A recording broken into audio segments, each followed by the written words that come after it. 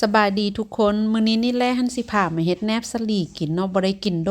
นหั่นน่ะก็จนว่าเกือบลืมรสชาติเลยหั่นแหละพอดีได้สลีมาเนาะ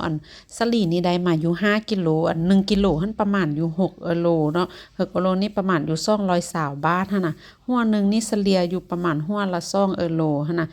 ดนได้กินก็บ่เป็นหยังเนาะแล้วคือถ้าปิดนี่เฮาก็จะมาปาดเอาหัวมันนี่อ้อเฮาจะมาเอากาบมันออกนี่ก่อนเพราะว่าสิใส่กาบตัวนี้นี่มาห่อหั่นน่ะหลังจากลอกออกแล้วเราต้องเอาไปล้างน้ำให้สะอาดก่อนให้มันเสด็จน้ำเรียบร้อยก่อนเนาะเราจึงค่อยเอามาเฮ็ดแนบสลีต่อไปอันนี้นี่เป็นส่วนประกอบที่จะเฮ็ดแนมซาหลีเนาะก็จะมีซาหลีนี่มีแต่5หัวแล้วก็มีเกลือแดมีน้ำตาลมีแป้งมี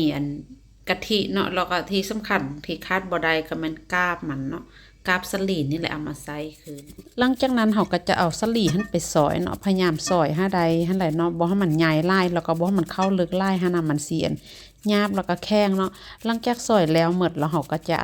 เตรียมเบิ่งว่าสิเอามาปั่นหั่นน่ะคืออยู่นี่5หัวมันค่อนข้างจะได้หลายก็เลยว่าสิปั่น2เทื่อเนาะแล้วก็ช่วงไหนช่วงปั่นนั้นเราก็มีกะทิเราก็ใส่กะทิไปพร้อมแล้วก็ใส่น้ำตาลแดหั่นน่ะเพื่อให้มันเข้าเครื่องดีหั่นน่ะ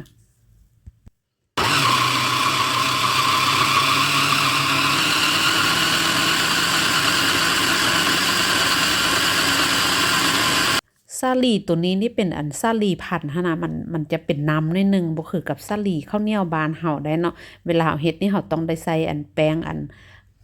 ข้าวเหนียวหั่นน่ะน้อยนึงเพื่อบ่ให้มันเละลายแล้วก็อยู่เฮือนก็มียังก็มีเยื่อมะพร้าวนี่น่ะก็เอาเยื่อมะพร้าวใส่เนาะแล้วมันก็จะเป็นน้ำคือเฮ็ดนี่แหละต้องได้เอาไปเคี่ยวนิดนึงถ้าบ่เคี่ยวนี่เฮาจะห่อบ่ได้หั่นน่ะเคี่ยวนี่ก็ใส่เวลาอยู่10หรือ15นาทีเฮาก็แล้วเบิ่งแต่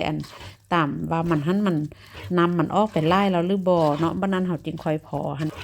บัดนั้นเฮาก็ปล่อยให้มันเย็นนิดนึงแล้วเฮาก็เอามาห่อหั่นน่ะห่อนี่แม่นบอกเลยว่าใช้เวลานิดนึงเฮ็ดลายหั่นน่ะแห้งเฮ็ดลายเฮาได้แห้งใช้เวลาหั่นน่ะหลังจากห่อแล้วเฮาก็จะเอามานึ่งเนาะนึ่งนี่เฮาจะใช้เวลาอยู่35-40นาทีแต่ว่าเฮาก็ออกมาชิมเบิ่งว่ามันสุกแล้วหรือบ่หั่นน่ะเดี๋ยวคลิปนี้สิขอจบไว้ก่อนเด้อขอบใจหลายที่เข้ามาติดตามรับชมบ๊ายบาย